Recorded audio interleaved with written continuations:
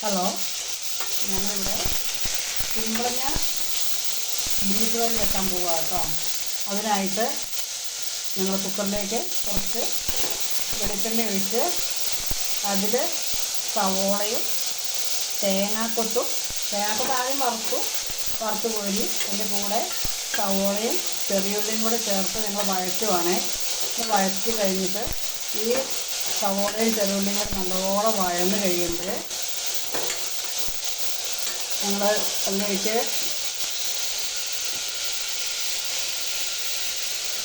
ഇഞ്ചി വെളുത്തുള്ളി ഇടാൻ പോവാം കേട്ടോ. ഇഞ്ചി വെളുത്തുള്ളി പേസ്റ്റ് ആക്കിയതാണ് ഇത്. പിന്നെ കറിവേപ്പില ഇറങ്ങിയിരുന്നിട്ട് ഞങ്ങൾ വഴറ്റുക കേട്ടോ.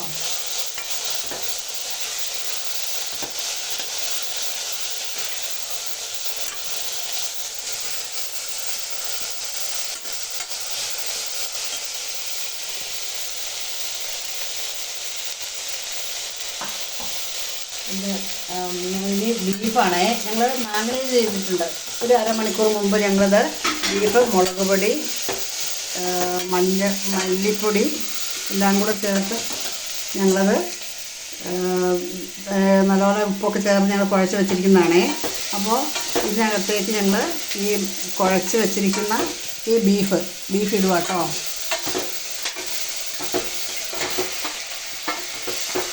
നന്നായിട്ട് ബീഫിട്ട് വഴറ്റുവാണേ.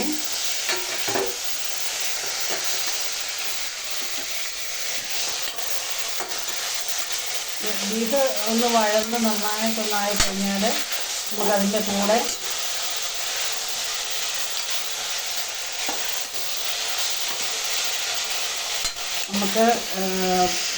കുമ്പളങ്ങ ഇടാം കേട്ടോ. നുറുക്കി വെച്ചിരിക്കുന്ന കുമ്പളങ്ങയാണ് നമ്മൾ ഈ യൂസ് ചെയ്യുന്നത്.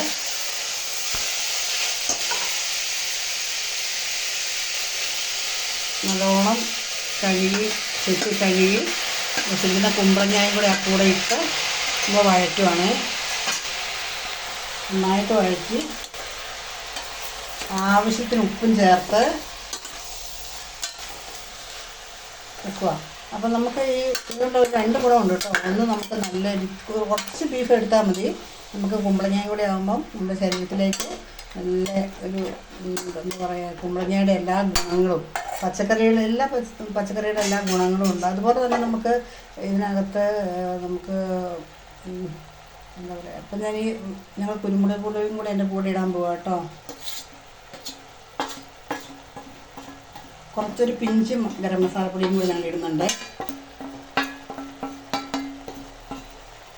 ബീഫിനകത്തുണ്ട് നമുക്ക് ബീഫും കുമ്പളങ്ങ കറിയും കൂടി അല്ലേ വെക്കുന്നത്.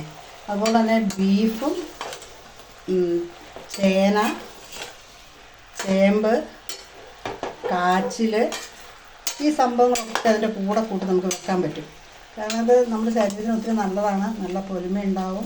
ഉരുളക്കിഴങ്ങ് ഇട്ട് നമ്മൾ കോഴിക്കറിക്കകത്തൊക്കെ നമ്മൾ ഉരുളക്കിഴങ്ങ് ഇടാറില്ലേ, അതുപോലെ തന്നെയാണ് ഇതുപോലെ എല്ലാ മസാലക്കൂട്ടുകളും കൂടെ നല്ലോണം കൂട്ടി കുഴച്ച് നമ്മൾ മറ്റേ ഈ ചേന, ചേമ്പ്, കാച്ചിൽ ഈ വക സാധനങ്ങളും കൂടെ കൂട്ടി ഇത്തിരി മഞ്ഞൾപ്പൊടിയും കൂടി ഇടണം കേട്ടോ.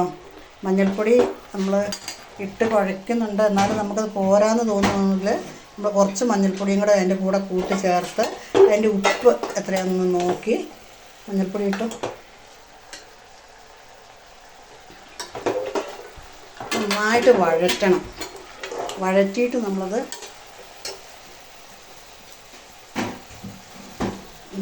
മൂടി വെച്ച് നന്നായിട്ടൊന്ന് ഇളക്കി ഒരു തുള്ളി വെള്ളം, ഒത്തിരി വെള്ളം വേണ്ട, ഒരു തുള്ളി വെള്ളം അത് മതി. മൂടി വെച്ച് നല്ലോണം വഴറ്റി ഒന്നും കൂടി വഴറ്റണം.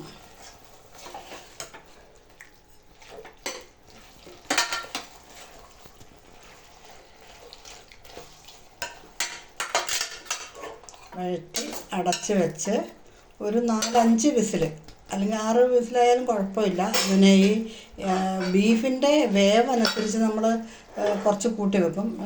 വേവ് കുറഞ്ഞ ഇതാണെങ്കിൽ ബീഫാണെങ്കിൽ ഒരു 5 വിസിലൊക്കെ മതി, അല്ലെങ്കിൽ 7-8 വിസിൽ വരെ വെക്കാം. അങ്ങനെ ഞങ്ങളിവിടെ മൂടി വെച്ചു കേട്ടോ. ഞങ്ങളുടെ ബീഫ് കറി, ബീഫ് കുമ്പളങ്ങ കറി ഇവിടെ റെഡി ആവുന്നു.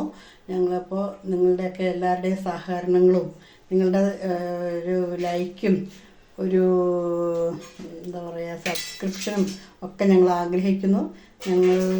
ഞങ്ങളുടെ ഈ പ്രയത്നത്തിന് ഞങ്ങൾ ഇതെല്ലാവർക്കും എല്ലാവരിലേക്കും എത്തിക്കുക എന്ന ലക്ഷ്യം കൂടെയുണ്ട് ഞങ്ങൾക്ക്. അപ്പോൾ എല്ലാവരും ഇതൊന്ന് കാണുക, കൊച്ചു പിള്ളേരൊക്കെ ഇന്ന് കാണുക. കൊച്ചു പിള്ളേരെന്ന് പറഞ്ഞാൽ പിന്നെ പഠിച്ചുകൊണ്ടിരിക്കുന്ന മക്കൾക്കൊന്നും ഇതിനെപ്പറ്റിയൊന്നും അറിയത്തുണ്ടാകില്ല. അപ്പോൾ അവരെ ഈ വീഡിയോ കണ്ടിട്ട് അവർക്കൊന്ന് പരീക്ഷിച്ച് നോക്കണം. വളരെ നല്ലതാണ്, വയറിനും നല്ലതാണ്. നമുക്ക് ഒരു മെഡിസിൻ പോലെയാണ് നമ്മൾ ഈ കർക്കിടക മാസത്തിൽ ഇത് കഴിക്കുക.